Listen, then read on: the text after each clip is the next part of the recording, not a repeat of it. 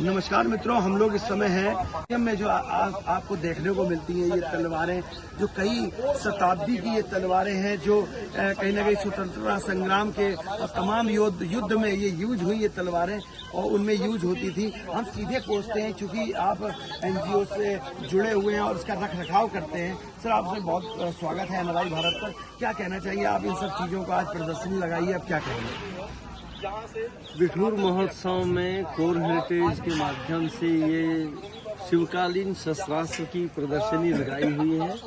हमारे लोगों को इतिहास के जो शस्त्र है उसके विभिन्न अंग को हम समझाना चाहते हैं। शस्त्र के तरफ सिर्फ हिंसा का साधन करके जब देखेंगे तो मजा नहीं आएगा। जी जी। हम शस्त्र को हिंसा के माध्यम के अलावा और भी बहुत सारी चीजें हैं, जिसमें आर्ट है, जिसमें कल्चर है, जिसमें साइंस है, जिसमें मेटलर्जी है, ऐसे बहुत सारे विभिन्न अंग शस्त्र के माध्यम से हम अपनी जनता को समझाना चाहते हैं। जैसे ये जो तलवारें लगी हैं, किन लोगों के पास थी, किन किन योद्धाओं के पास थी, कुछ इसमें बताना चाहेंगे? तलवार तो इंसान के बहुत ही प्राचीन इतिहास के समय से चलती आ रही है। आज भी तलवार का महत्व कम नहीं हुआ है। दुर्भाग्य से कुछ लोग उसका गलत इस्तेमाल करते हैं, वो दुर्भाग्यपूर्ण बात है। लेकिन सभी मानवीय संस्कृति में, सभी संस्कृति में तलवारें बनी और हर संस्कृति की तलवार का अपना एक शेप है, अपना एक आकार है। तो यहाँ पर आप जब देखेंगे तो हर तलवार का आकार अलग है। जी जी। वो महज एक आकार नहीं है। जी जी। वो उस कल्चर का, उस भूगोल का, वहाँ की मेटलर्जी का और उनकी मानसिकता का एक स्पष्ट दर्पण है। अच्छा अच्छा। ऐसा हमारा विचार है। बिल्कुल। और इसी दृष्टि से हमने ये तलवारों के अलग अलग प्रकार यहाँ पर प्रदर्शित किए। कुछ बताना चाहेंगे कि ये? हाँ, देखिए, यहाँ पर आप उस प्लेट पर देख लीजिएगा तो वहाँ पर एक सबसे मोटी तलवार दिख रही है, जिसका नाम है खांडा। अच्छा। संस्कृत मूल शब्द संस्कृत खंड मतलब एक चीज को दो टुकड़ों में तोड़ना या काटना। जी जी। तो वो तलवार इतनी भारी भरकम है कि शरीर पर जैसे ही वो वार करती है तो दो टुकड़ों में उसको काट सकती है, इसलिए उसका नाम है खांडा। जी। उसके बाद आप देख रहे हैं 2 नंबर की तलवार, वो है धोक, जिसका निर्माण, जिसका आविष्कार मराठों ने किया है। उसके बाद आप यहाँ पर भारतीय भूमि पर जितनी भी अलग अलग संस्कृति है उसकी तलवारों के प्रकार देख रहे हैं। जी जी। जिसमें हैदराबादी तलवार है, नायर सोर है, कत्ती है, खंडा है, करवाल है। सर, जैसे किन किन महापुरुषों से ये जुड़ी हुई, कुछ बारे में बता सकते हैं? अच्छा जी। यहाँ पर हमने इस प्रदर्शनी में विशेषतः छत्रपति शिवाजी महाराज जी के साथ जुड़ी हुई तलवारें लाने का प्रयास किया है। जी जी। यहाँ पर छत्रपति शिवाजी महाराज जी ने जिन 8 हथियार को हाथ लगाया है, ऐसे 8 हथियार हमने यहाँ पर प्रदर्शित किए हैं। जी। जिनमें से एक तलवार आप वहाँ पर दिखा सकते हैं। कैमरा उस तरफ कीजिएगा। जो 1 नंबर की तलवार है, जिसमें सोना बहुत सारा लदा हुआ है, वो तलवार को छत्रपति शिवाजी महाराज ने अपने हाथ से सर सेनापति हरिराव जी को दिया था। अच्छा अच्छा जी। और सर इधर यहाँ पर देखिए, ये इस्लामिक ट्रेडिशन की बनी हुई तलवारें हैं। ये 2 नंबर की जो तलवार देख रहे हैं उसका नाम है गद्दारा। अच्छा। गदर माने अरबी भाषा में बहुत भयंकर भीषण युद्ध है। जी जी। और भीषण युद्ध में जिसका इस्तेमाल होता है उसका नाम है गद्दारा। गद्दार और तलवारें हैं। अच्छा। गदर माने अरबी भाषा में बहुत भयंकर भीषण युद्ध है। जी जी। और भीषण युद्ध में जिसका इस्तेमाल होता है उसका नाम है गद्दारा। गद्दार और तलवारें हैं। जी जी जी। आगे सर?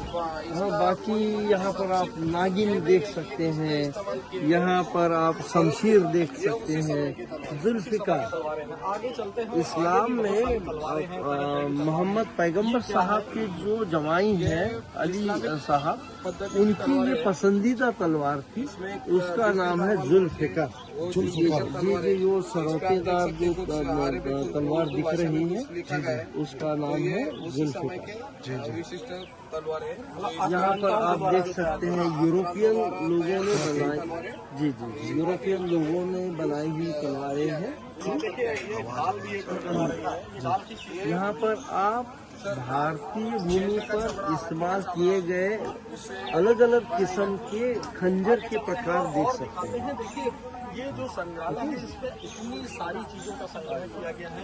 इस प्लेट में आपको हमने प्रदर्शित किया है घुड़सवार के अलग अलग शस्त्र, जिसमें तीर कमान है, नेजा है, नेजों में दोनों तरफ नोक है, उनकी घुड़सवार की कुल्हाड़ी भी अलग स्पेशल काइंड की होती है, जिसका हत्था छोटा होता है। यहाँ पर आपको हमने बताया है भारतीय भूमि पर इस्तेमाल किए गए बंदूक के अलग अलग प्रकार, और यहाँ पर कुछ चीजें ऐसी हैं जो एक बंदूकधारी के पास हमेशा होती थी। ये आज तक किसी म्यूजियम में नहीं बताया गया है, और इसीलिए हम यहाँ पर बता रहे हैं। ये बंदूक जैसे बताते थे कि एक समय यूज होती थी जिसमें कि चमड़े का भी उपयोग किया जाता, उनमें से ये बंदूकें हैं क्या? एक पहले नंबर की जो बंदूक है जिसमें वो 1857 में चमड़े का जो गाय का और सूअर की चर्बी का इस्तेमाल होता था। जी, वो एक नंबर की बंदूक, जिसकी वजह से 1857 का स्वतंत्र युद्ध छिड़ा। हाँ, तो दर्शकों को हम ये बताना चाहते हैं, आप जो मंगल पांडे 1857 ईस्वी में जब युद्ध का आलाप हुआ और तमाम जो ये स्वतंत्रता संग्राम की जो कहीं न कहीं क्रांति जो बात हुई थी, तो आप देख सकते हैं ये पहली बंदूक है जिसमें गाय और सुअर के मांस का जो कहीं ना कहीं उपयोग होता था उसका विरोध हुआ और तमाम बातें निकल के आई और स्वतंत्रता संग्राम आगे बढ़ गया। तो ये मंगल पांडे जी ने इसका विरोध भी किया था, जो हमारे स्वतंत्रता के पहले जो स्वतंत्रता संग्राम के जो अग्रसर रहे हैं। और आगे भी हम सर से पूछेंगे कि आगे आप देख सकते हैं कि कई किस्म की हमें लगता है यहाँ पर बंदूकें हैं, तो क्या कहना चाहिए? यहाँ पर मंगल पांडे, मेरठ के मंगल पांडे जी ने इस्तेमाल किया हुआ पिस्टल आप देख सकते हैं। जी, जो पहले नंबर का पिस्टल है वो मंगल पांडे जी का पिस्टल है। जी, 1857 में इस्तेमाल किए गए पूरे शस्त्र आपको यहाँ पर बताए। यहाँ पर पूरे दरबारी हथियार हमने रखे हैं, जिसमें सोना, चांदी, हाथीदांत, गेंडे का सिंग, ऐसे बहुत ही बेशुमार कीमती चीजों को हमने यहाँ पर प्रदर्शित किया। जी, अब यहाँ पर ये प्लेट बहुत ही महत्वपूर्ण है। यहाँ पर बच्चों के और औरतों के हथियार हमने प्रदर्शित किए हैं, ताकि हमारी जनता को ये समझ पाए कि भाई पुराने ज़माने में शस्त्राभ्यास बहुत ही छोटे उम्र में होता था, और लड़कियां या औरतें भी शस्त्र का अभ्यास करती थी। यहाँ पर आप औरतों के शस्त्र देख रहे हैं, यहाँ पर आप बच्चों के शस्त्र देख पा रहे हैं। दर्शकों को एक चीज और महत्वपूर्ण बताते हैं, जैसा कि कहा जाता है कि अहिंसा परमो धर्मा, मगर ये पहले जो शासन काल में, पहले के समय में ईस्वी में शास्त्र के साथ शस्त्र की भी जो तैयारी कराई जाती थी, वो भी सिखाया जाता था कि शस्त्र का प्रयोग कैसे, उसमें बच्चों के भी शस्त्र हैं जिसमें छोटे छोटे शस्त्र जो तैयारी कराई जाती थी, वो भी सिखाया जाता था कि शस्त्र का प्रयोग कैसे, उसमें बच्चों के भी शस्त्र हैं जिसमें छोटे छोटे शस्त्र आप देख सकते हैं ये बच्चे उपयोग करते थे, और जाकर के उनको शस्त्र चलाने की भी अभ्यास का प्रयत्न किया जाता था, जो कि आज के समय में लोग भूल गए हैं कि कैसे आतताइयों से और तमाम जो लोगों से कैसे लड़ाई करनी है, कैसे अपने आप को सेल्फ डिपेंड करना, कैसे अपने आप को आत्मरक्षा कैसे बचाना है। तो वही बताने का काम किया गया, क्योंकि पहले के समय में आत्मरक्षा भी सिखाई जाती थी। हम आगे फिर से चलते हैं जी, क्या बताएंगे? जैसे अभी आपने बताया अहिंसो परमो धर्म, हमें आधा ही पढ़ाया गया, धर्म हिंसा तथा वचन। जी जी। इसका भी ख्याल अपने पुरखों ने रखा है। फिर से एक बार ये स्लोगन को आप फिर से बताइएगा, जी, जी। क्या कहना चाहते हैं? जैसे अभी आपने बताया कि अहिंसो परमो धर्म, तो ये आधा ही सिखाया गया। जी धर्म हिंसा तथा वचन। जी इसका मतलब है अगर कोई हिंसा करता है जी, हमारे साथ, बेवजह हिंसा करता है, बिल्कुल, तो बिल्कुल। उनके साथ उन्हीं का जवाब देना वही धर्म है। जी जी। तो हमारे पुरखों ने शस्त्र का अभ्यास इसीलिए किया, हम आक्रमण नहीं करेंगे लेकिन हम अपनी रक्षा करने का पूर्ण अधिकार रखते हैं। हाँ। रक्षा करने के लिए यहाँ अलग अलग कवच दिखाए गए हैं और उस कवच को फोड़ने के अलग अलग शस्त्र भी यहाँ पर रखे हुए हैं। जी। ये सर काफी भारी भरकम चीजें दिखाई जा रही हैं। इसमें पत्थर भी हैं, इसमें सरिया भी हैं। ये क्या चीजें हैं? यहाँ पर हमने एक बहुत ही महत्वपूर्ण प्रयास किया है जो आज तक किसी भी म्यूजियम में नहीं किया है।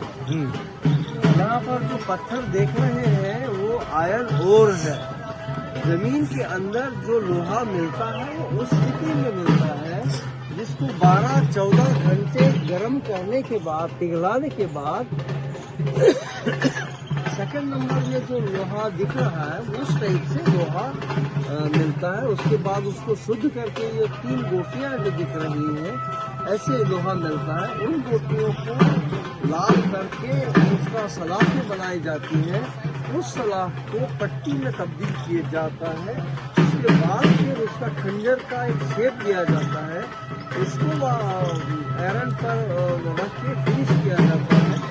उस फिनिश मतलब 2 नंबर का जो खंजर है उसको यहाँ से इन पत्थरों के साथ घिसाई पिटाई करके फिनिश करके ये खंजर बनता है। अब ये युद्ध के लिए तैयार है। लेकिन कुछ राजस व्यक्ति उसमें भी अगर कुछ और पॉलिश करना चाहते हैं तो इन साधनों का उपयोग किया जाए। तो साफ तौर से बताया गया कि मैन्युफैक्चरिंग की पूरी जो तैयारी है, इसको बनाने की, जो खज्जर को बनाने की जो पद्धति है उसको भी बताने का काम इस प्रदर्शनी में किया गया है कि पहले के समय में आत्मरक्षा के लिए कैसे इन सब चीजों का उपयोग होता है। इस प्रदर्शनी में बताने का प्रयास किया गया है। यही चीज मुख्यमंत्री योगी आदित्यनाथ को भाई और उन्होंने कहा कि ऐसी चीजों को समझना चाहिए, आज की जनरेशन को समझना चाहिए और इन सब चीजों पर ध्यान भी रखना चाहिए। ऐसी खबरों को देखने के लिए बने रहिए अनराई भारत के साथ। मैं अक्षांश चतुर्वेदी, कानपुर।